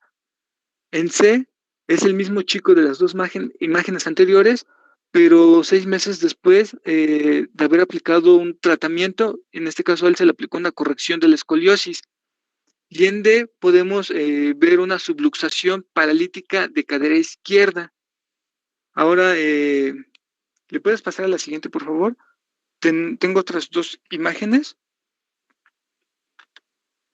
que nos hablan de deformidades. En el caso de la imagen del lado izquierdo, deformidades pospoliomielíticas, que les dije que también podríamos encontrarlas en el desarrollo de la enfermedad. En este caso, tenemos la deformidad en valgo de la rodilla derecha en la figura A, también deformidad en varo del pie, atrofia y diferente longitud de las extremidades, así como les había mencionado anteriormente. En la imagen del lado derecho podemos encontrar nuevamente imágenes de deformidades pospoliomielíticas. En este caso, la figura A pues, nos habla de un equino paralítico del tobillo, la figura B de una deformidad paralítica del tobillo en talo, y en C una deformidad paralítica en varo del pie derecho y deformidades de los dedos en garra. ¿Le puedes pasar, por favor? Y ya finalmente les he agregado una imagen que encontré en internet que básicamente resume la exposición. Aquí nos habla si podemos ver aquí el dibujito que está haciendo referencia a heces fecales, que sería el inicio de la enfermedad. Podemos ver en este caso el periodo de incubación, que es muy importante y que apenas me acordé que no lo mencioné, el cual puede ser desde 7 hasta 20 días. Aquí tenemos lo que sería en el frasquito del medicamento, que se apoya, bueno, como tal es una enfermedad prevenible por vacunación, entonces en esto pues basta como tal la erradicación de la enfermedad, para lo cual pues la Organización Mundial de la Salud había dicho que en el año 2000 como tal el mundo tendría que haber erradicado la poliomielitis. De hecho pues se supone que esto debió de haber sido así, puesto que en cada país como en el nuestro pues aplicaron intensas campañas de vacunación para prevenir esta enfermedad, y solamente en aquellos países que les mencioné que es endémico pues como tal no se siguió las campañas de vacunación. También podemos encontrar lo que sería pues cuáles son las pruebas diagnósticas, y aquí pues las afectaciones a nivel vulvar que se van a manifestar por disfasia, disartria, disnea y acumulación de secreciones, o si es una forma poliovulvorraquidia, pues la combinación de la enfermedad vulvar y raquidia, y si es exclusivamente raquidia, pues lo más frecuente es encontrar asimetría en piernas y en brazos, y también una alteración en los reflejos. Y pues de mi parte eso sería todo, doctor. Regrésale a Charles Xavier, por Ángel. Ahí estás. Bueno, entonces, obviamente, si se afecta el asta anterior, como indica ahí en el apartado de poliorraquídea, pues obviamente la sensibilidad está intacta, puesto que no afecta a astas posteriores. Y pues se considera que mientras más joven esté el paciente, va a tener un mejor pronóstico, porque en caso de que en algunos países, como comentó Antonio, Nigeria, Afganistán, Pakistán, le dé un anciano, pues él sí puede morir en la fase aguda. Y obviamente una extremidad con secuelas de poliomielitis va a estar con hipotrofia muscular, y el hueso, uno de los factores para su crecimiento es precisamente la actividad muscular. Al estar disminuida esta, el hueso no crece en forma normal, está de un menor tamaño al contralateral, como dijo Antonio. Y entonces, pues afortunadamente, gracias a toda esta labor de décadas, los pacientes que vemos ya son pacientes, digamos, con secuelas de poliomielitis. Ya no vemos poliomielitis en fase aguda, ni prodrómica, ni subaguda, ni de recuperación. Entonces, es más frecuente que un paciente pues que tiene asimetría en la longitud de miembros pélvicos o una extremidad más débil que la otra, pues más caídas y pues mayor riesgo de fracturarse. También tuvimos a una paciente que tuvo en la infancia muy temprana encefalitis equina, y esta niña se quedó chica, bueno, ya era un adulto, pero pues pequeño, y no podía caminar, hablaba bien y todo, pero se fracturó el fémur.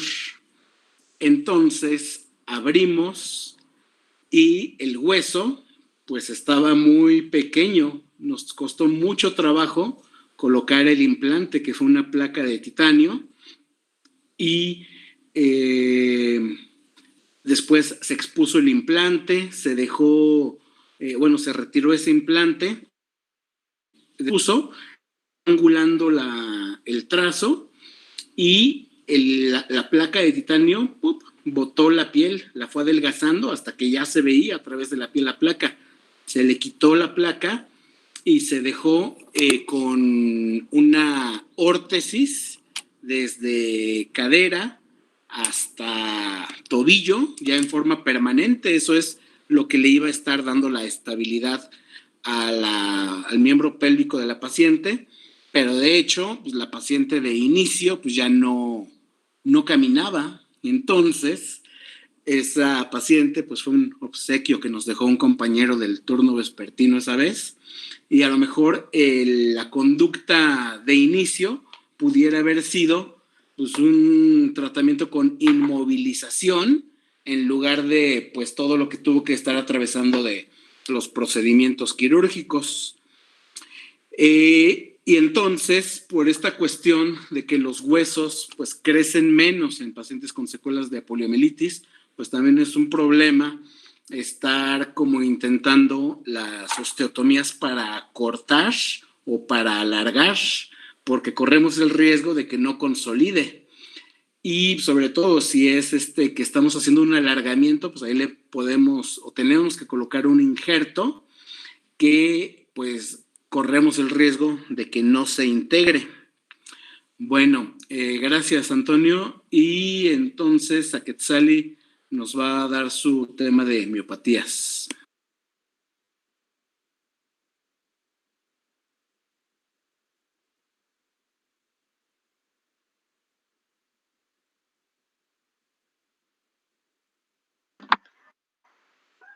Sí, doctor, ya voy. Ok.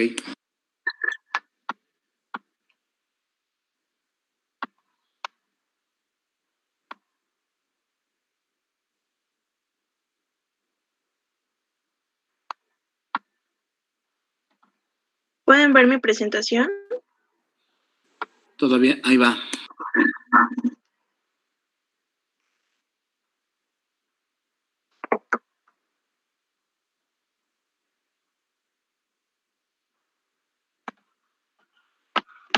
Ahí la pueden ver completa.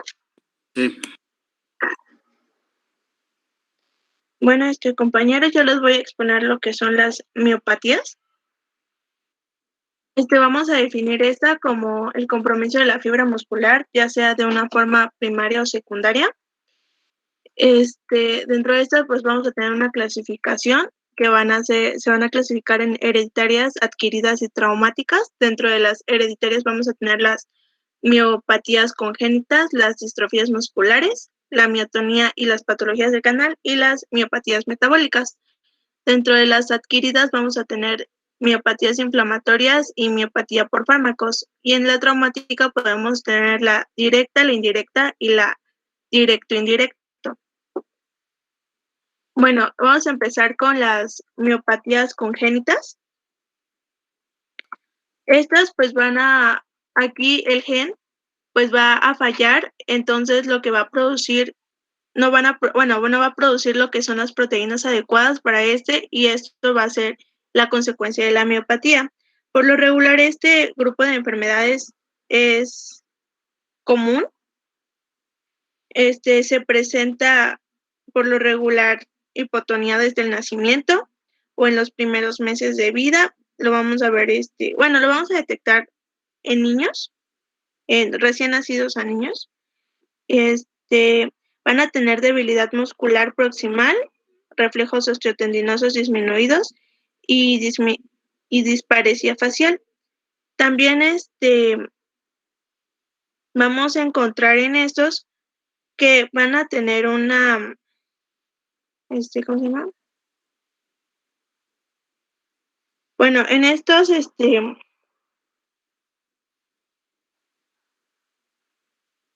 ¿sí me escuchan? Sí.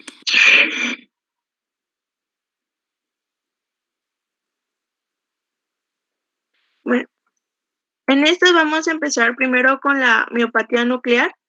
Aquí esta se puede llamar, también lo podemos encontrar como miopatía de cuerpos centrales, miopatía centronuclear o la miopatía nemalínica. Esta pues se va a presentar en pocos niños, pero pues esta miopatía va a ser frecuente en niños, pero bueno, se presenta en niños, pero no va a ser frecuente. Por lo regular no van a ser graves, los síntomas no van a progresar y muy rara vez pues van a tener alteraciones cardiopulmonares que agraven la salud del paciente. Como signos y síntomas pues vamos a tener una hipotonía, luxación de cadera, debilidad de músculos que predominan en la cara, piernas y cadera, ptosis, una cara alargada, un paladar alto y una mandíbula prominente. También vamos a encontrar pues sus reflejos disminuidos, una parálisis periódica, una artrogriposis, escoliosis o cifosis, y también podemos encontrar que el paciente pues va a tener dificultad para caminar, correr, subir, bajar y todo eso. Y va a tener un retraso pues en el desarrollo psicomotor. Para su diagnóstico, pues es importante el diagnóstico clínico, ya que ahí pues vamos a poder observar que ya el paciente tiene una deficiencia. También se va a hacer una biopsia muscular, una electromiografía y enzimas nucleares en sangre. Para la miopatía centronuclear, pues vamos a ver que en esta pues es de alta mortalidad por insuficiencia respiratoria. En esta pues por lo regular las madres portadoras van a tener abortos espontáneos y por lo regular los pacientes que pues viven y todo eso van a tener una calidad de vida, pero van a morir jóvenes entre los 20 y 30 años. Aquí pues cuando solicitamos hacer una biopsia vamos a poder ver los núcleos celulares en posición central y van a dar el aspecto como de túbulos, como lo vamos a observar acá. Y ya en la miopatía de cuerpos centrales, pues esta va a ser autosómica dominante. Va a ser lentamente progresiva, pero los pacientes pueden tener una vida normal y va a tener los mismos síntomas que las anteriores, nada más que en esta pues cuando se usan anestésicos en ellos pueden presentar hipertermia maligna o pueden aumentar demasiado la temperatura corporal. Entonces hay que tener mucho cuidado en los anestésicos, ya que pues es grave y es de difícil control médico. Aquí pues vamos a observar en la biopsia, vamos a observar las células musculares, vamos a poder observar que tienen como centros más claritos, núcleos más claritos, y estas son las células que no funcionan correctamente y esto le llamamos cores. Tenemos también lo que es la miopatía nemalínica, y esta pues va a ser una enfermedad de los bastones, es más frecuente y esta se va a denominar autosómica recesiva, aunque también puede llegar a ser autosómica dominante. Y por lo regular va a ser se va a presentar en edad adulta y vamos a ver que va a afectar por lo regular a los músculos respiratorios, casi no va a afectar a los músculos de los ojos, y en los niños pues podemos notar que van a tener dificultades en la alimentación y la respiración, y pues puede que mueran muchos por insuficiencia respiratoria o infecciones pulmonares, pero los que llegan a sobrevivir pues sí llegan a la adultez, y aquí nada más van a tener un debilitamiento adicional y en la mayoría de los casos van a usar silla de ruedas. Para su tratamiento, pues como tal no es una enfermedad curable, solo vamos a, ¿cómo se llama? Vamos a tratar pues las enfermedades subsecuentes, y aparte de eso pues vamos a tratar como los síntomas que molesten al paciente, pero por lo regular esos pacientes pues dentro de sus complicaciones pues pueden llegar a tener dificultades respiratorias, entonces sí pueden llegar a terminar con apoyo de ventiladores, van a tener alteraciones en las articulaciones como puede ser una luxación de cadera, una escoliosis o los pies cabos. Aquí pues tendríamos que valorar si requieren una cirugía ortopédica, y por lo regular van a necesitar fisioterapia pues para sus contracturas y para su debilidad, igual para que no pierdan el tono muscular.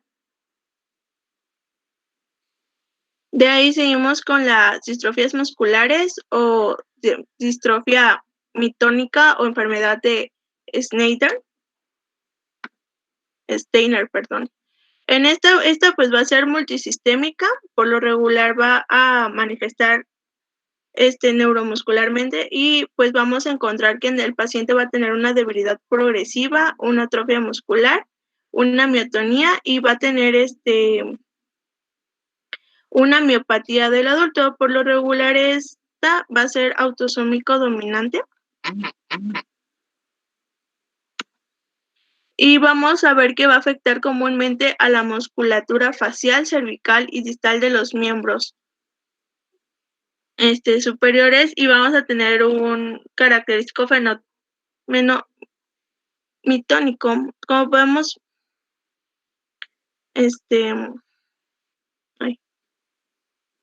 y ya para pues vamos a tener un tratamiento multidisciplinario, que es pues tenemos que ir viendo, ¿no? Como qué necesita el paciente, y de ahí lo vamos a ir derivando, pero pues como de cajón pues siempre va a necesitar fisioterapia, terapia ocupacional, igual para que pueda pues intente o pueda lograr hacer actividades como lo de actividades de la vida diaria, o sea, como que intente ir al baño él solo o comer él solo, y pues van a necesitar apoyo psicológico, ya que pues en esos pacientes se puede ver el retraso mental. De ahí tenemos la miotonía y las patologías de canal o las canalopatías. En esta se va a dar una en 100,000, o sea, sí es un poco frecuente la parálisis periódica. Por lo regular, pues se va a caracterizar por la debilidad episódica de las extremidades. Este es un signo característico de esta enfermedad. Y vamos a tener va a tener periodo de descanso tras el ejercicio, o sea, y por lo regular va a ser asimétrica y duran horas e incluso días, pero pues va a afectar lo que va a ser la musculatura proximal y los miembros inferiores, y ya después va a subir a los miembros superiores, y esto esta enfermedad pues le puede ocasionar arritmias cardíacas durante la crisis. También va a tener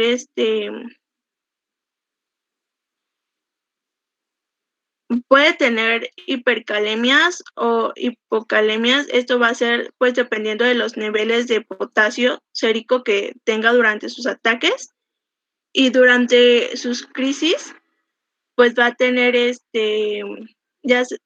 durante sus crisis que se desencadena, pues va a ser depende de que pues este paciente ya no va a poder consumir en su dieta diaria la ingesta rica en potasio o en carbohidratos. Igual tenemos que ver que el paciente no tenga un ayuno prolongado, y también que tenga que si hace ejercicio, pues tenga un periodo de descanso prolongado para no tener un ataque. Y ya de ahí, en el tratamiento, pues vamos a tener que, pues cuando tengan en el diagnóstico, pues va a ser con la historia clínica. También vamos a determinar el potasio durante la crisis para ver qué lo está ocasionando, y por lo regular el electrocardiograma durante una crisis pues va a estar anormal, pero en la electromiografía pues va a estar normal durante la crisis. También podemos pedir una biopsia de músculo para confirmar la patología. En el tratamiento pues en pues va a ser un caso que se va a manejar con urgencia, ya sea cuando comprometan la ventilación o la deglución. También se le va a dar un tratamiento para sus arritmias cardíacas, que va a tener arritmias mientras tiene la crisis, y por lo regular dicen que no que el consumir potasio pues no va a prevenir ni va a alterar nada aquí. Entonces no es como, bueno, no es ni recomendable ni no recomendable suministrarle el potasio. En este caso, pues nada más tenemos que hacer que el paciente tenga una dieta baja en carbohidratos, que no puede consumir alcohol, y le vamos a dar diuréticos como la acetosalamina.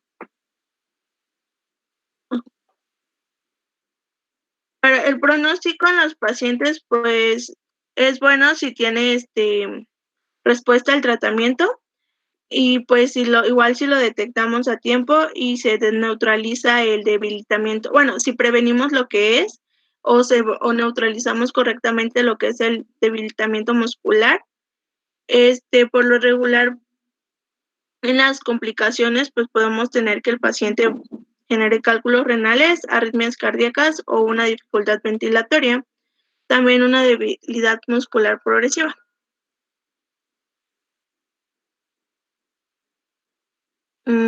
Ya de ahí tenemos lo que es la paramiotonías, y en esta pues vamos a ver la enfermedad de von Ellenborg, y esta se va a presentar en la miotonía en los párpados, faciales, boca, lengua y faringe. No es progresiva y no va a afectar la calidad de vida del paciente ni la longevidad. Por lo regular esta patología igual se va a diagnosticar con la historia clínica, pero pues también puede tener se puede encontrar durante los episodios que pueden verse aumentados también los niveles de potasio, y la electromiografía va a tener una estimulación provocación. En el tratamiento pues lo podemos tratar con acetosalamina, y esto va a hacer que reduzca los fenómenos miotónicos, o puede desencadenar pero pues hay que tener cuidado porque si no puede desencadenar graves episodios de debilidad. También podemos darle derivados de la lidocaína, la tocaína, pero esto igual puede producir agranulocitosis o podemos también recetar mexiletina. Ya en las miopatías metabólicas tenemos lo que es la glucogenosis muscular, la miopatía lipídica y la miopatía mitocondrial.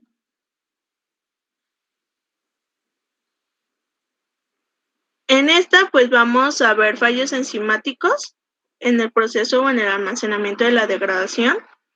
Vamos a tener 3 tipos, que va a ser la forma neonatal, la forma infantil y la adulta. En la neonatal, pues vamos a poder encontrar miotonía, debilidad muscular, macroglosia, visceromegalias y puede que no sobreviva al primer año de vida. Ya, y si llega a sobrevivir, pues podemos entrar en lo que es la infantil y en esta pues va a ser una miopatía y va a afectar ambas cinturas, va a afectar el tronco y pues algunos niños van a desencadenar la distrofia de Duchenne. En la edad adulta, pues la miopatía va a ser lentamente progresiva, se va a diagnosticar como una distrofia de cintura o una poliomiositis, me parece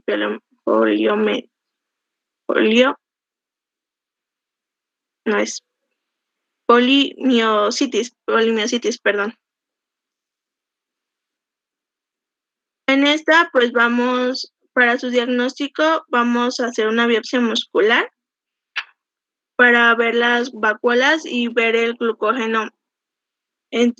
Por lo regular, podemos encontrar una normalidad en el cromosoma 17, pero como tal no hay está asociado al cromosoma 17, pero no está pero nada más es como que está asociado, no es como que 100% sea por el cromosoma 17. No va a existir un tratamiento específico para estos pacientes y por lo regular nada más se recomienda que evitar el ejercicio violento. De ahí tenemos lo que van a ser las miopatías lipídicas y en esta pues vamos a encontrar una ausencia de carnitina y va a ser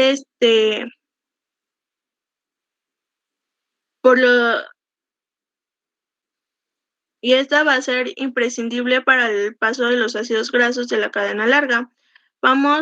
O de alguna de estas 2 enzimas y va a intervenir en el proceso y lo que va a hacer es dar lugar a una miopatía lipídica. Aquí pues vamos a encontrar anormalidades en el electrocardiograma, incluso podemos tener miocardiopatías fatales, vamos a encontrar la CPK incrementada, una encefalopatía hepática, podemos encontrar igual una acidosis metabólica, mialgias e intolerancia al ejercicio. Aquí pues el tratamiento va a ser una dieta rica en carbohidratos y baja en grasa y una restricción de los ejercicios físicos prolongados. De ahí tenemos las mitocondriales y va a resultar del fracaso en el funcionamiento de la mitocondria. Se va a generar menos energía dentro de la célula y posteriormente va a haber muerte celular. Y aquí pues pueden existir signos menores de afección del sistema nervioso central. Ahí tenemos la miopatía infantil fatal. Esta va a ser una debilidad muscular generalizada.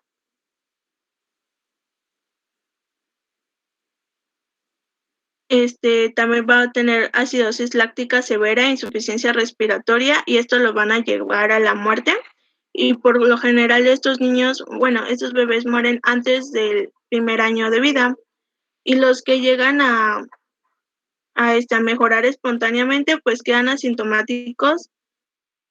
Entonces después sí pueden llegar a recuperar a los que llegan a sobrevivir el primer año de vida, pero pues es una causa desconocida por la cual se están recuperando estos pacientes. De ahí vamos con las miopatías adquiridas y estas van a ser por inflamatorias o por fármacos. Tenemos en primero la poliomielitis y esta va a ser del músculo esquelético. Va a ser bilateral y se va a dar en pacientes entre 31 y 60 años. Aquí vamos a va a haber una debilidad muscular progresiva, se va a tener una dificultad para tragar, hablar, levantarse, o puede tener bueno, para levantarse pero desde una posición sentada, va a tener igual dificultad para trepar o para subir escaleras, levantar objetos o alzar los brazos pues por arriba de la cabeza. También vamos a tener que estos pacientes pueden padecer artritis y arritmias cardíacas. Ya de ahí tenemos las que son las miopatías por fármacos. Estas pues se pueden dar por diferentes mecanismos, por una miotoxicidad directa, por medidas inmunológicas o por daño muscular directo. También hay una clasificación de aparición que puede ser aguda, subaguda o crónica. Y aquí les manejo una tabla donde tengo una tabla donde están relacionadas con medicamentos y todo tiene que ver, depende pues de la edad del paciente, puede ser edad avanzada y especialmente en mujeres, antecedentes personales o familiares, que tengan antecedentes de enfermedad renal, enfermedad hepática o que sufra de hipotiroidismo y diabetes. También tenemos que ver que si puede tener miopatías relacionadas con el alcoholismo, el estado de debilidad o deshidratación por una cirugía, por traumatismo o por ejercicio físico intenso. Por lo regular, los fármacos miototóxicos van a ser las estatinas, los fibratos, las niacinas o esteroides, y esto pues van a crearlo, las estatinas y los fibratos van a crear lo que van a ser las miosis necrosantes, los esteroides van a crear lo que es la miopatía inducida por esteroides, y la acidobina van como consecuencia va a tener una miopatía mitocondrial.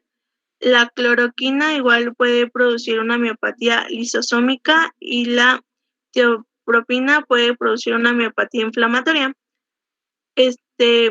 La vinciclina o la colchicina puede producir una miopatía antimicrotubular. Esta es alguna de las miopatías que se puede dividir con mialgias o sin mialgias, y ya de ahí podemos ver si el paciente tiene neuropatías o no tiene neuropatías, y ya podemos ver qué fármaco puede ocasionar la miopatía.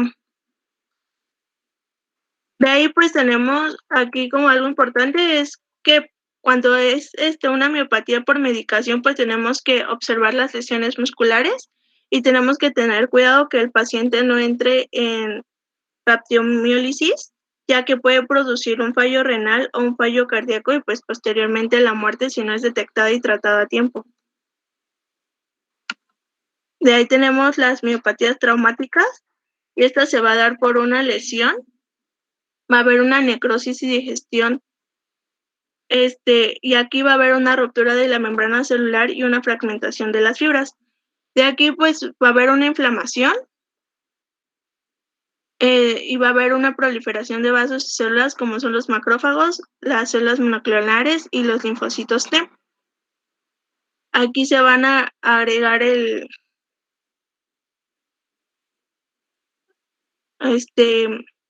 y esto va a dar a consecuencia una proliferación y una diferenciación muscular y bueno, pues y eso pues tiene o sea, puede dar una miositis osificante, y esto pues va a ser cuando va a haber una formación del hueso dentro del músculo o incluso dentro de los ligamentos cercanos. Va a ser frecuente en jóvenes, poliarticulares y asociada a desplegamientos periósticos.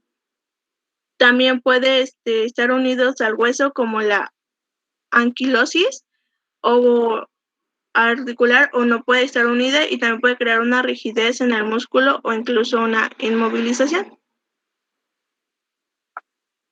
Esta se va a dar por un traumatismo importante o por un traumatismo de repetición. Y aquí se va, o también puede ser por las movilizaciones extemporáneas. En las luxaciones puede ser poscirugía o puede ser en pacientes politraumatizados o en estados comatosos. Por lo regular se van a localizar en lo que va a ser en el codo, en la cadera, en el glúteo o en el muslo. Son donde más comúnmente se dan. Y pues aquí en la clínica pues necesitamos ver que el paciente tenga un antecedente traumático, ya sea como una fractura o una luxación, que tenga un periodo de latencia, que en el que parece, o sea, vamos a ver que el paciente según se ve recuperando bien y después va a tener lo que va a ser la miopatía. Entonces es cuando acude al médico y aquí vamos a tener que revisar otra vez la historia clínica y el antecedente para ver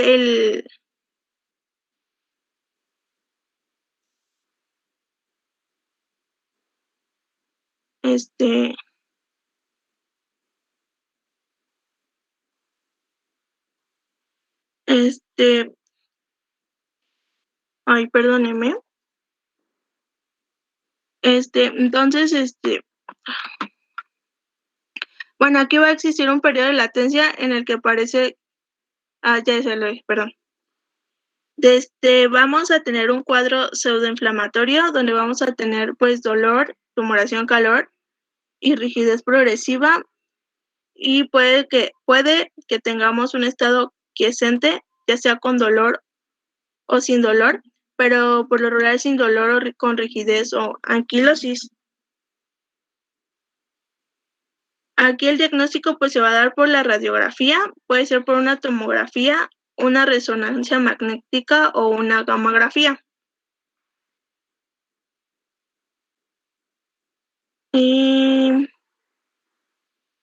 en el tratamiento pues va a ser por profilaxis, vamos a poder dar indomestatina, bisfosfonatos o por radioterapia o cirugía de corrección. Y creo que eso es todo.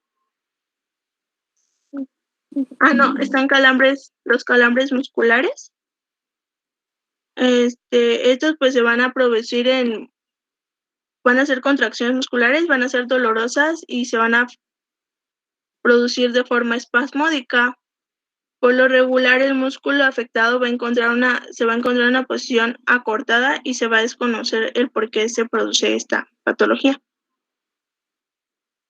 Por lo regular, los factores que van a favorecer son la fatiga, la actividad muscular prolongada, la deshidratación y dormir con el músculo en posición acortado. También, por lo regular, vamos a encontrarlo en los gemelos, en los isquiotibiales, en los músculos del suelo de la boca y en la musculatura abdominal. Aquí pues va a haber una irritación de las fibras nerviosas, una disminución del potasio, una alteración de las concentraciones de cloro, calcio y magnesio. Y el tratamiento pues va a ser un estiramiento muscular, un masaje y correcciones de los factores desencadenantes que pues tienen contra los calambres. Y eso es todo. Algunas abuelitas hace décadas decían, ay, si te da un calambre en la noche, agáchate o estírate, o decían ellas, ponte una cruz de saliva en la pierna. Y lo que hacía eso es que cuando te estirabas, según tú, para ponerte la cruz, estirabas los isquiotibiales, y es lo mismo que vemos que hacen en las canchas de fútbol. Cuando a un futbolista le da un calambre, se estiran los músculos isquiotibiales. Entonces, pues, como para hacer una síntesis, además de estas desencadenadas por fármacos o traumatismos, sobre todo se van a originar ya sea por trastornos neurogénicos, secundarios a los llamados errores innatos del metabolismo o por un defecto primario en la fibra muscular, por ejemplo, en la función de las mitocondrias que comentaba Quetzali, o en los distintos patrones hereditarios que comentó. Y, por ejemplo, si se toman biopsias a determinado tiempo, se puede observar que las miofibrillas en ocasiones están con degeneración, pero se pueden ir regenerando y alternan como entre estas dos fases.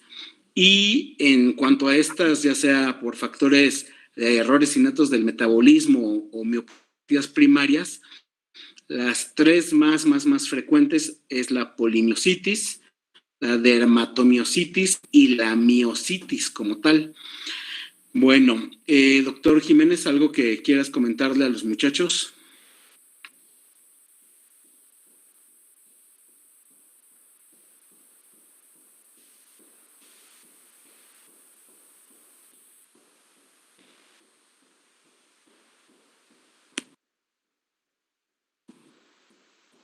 Ok, entonces, mañana vamos a escuchar a Andrés, a Alan y a Denise, ya para terminar lo que sería la cuarta unidad. Entonces, los esperamos puntuales a las 12. Hasta mañana. Hasta mañana, doctor. Bye. Gracias, doctor. Hasta mañana. Chao. Hasta luego, doctor. Mañana. Cuídense, bye. Doctor, Mande. ¿me podrías repetir cuáles son las tres patologías que acababa de mencionar al final? Las más frecuentes dentro de todas las miopatías son la polimiositis, la dermatomiositis y la miositis como tal, son las más frecuentes dentro de las miopatías. Ok, gracias. Hombre, ¿qué? Adiós. Cuídense, hasta luego.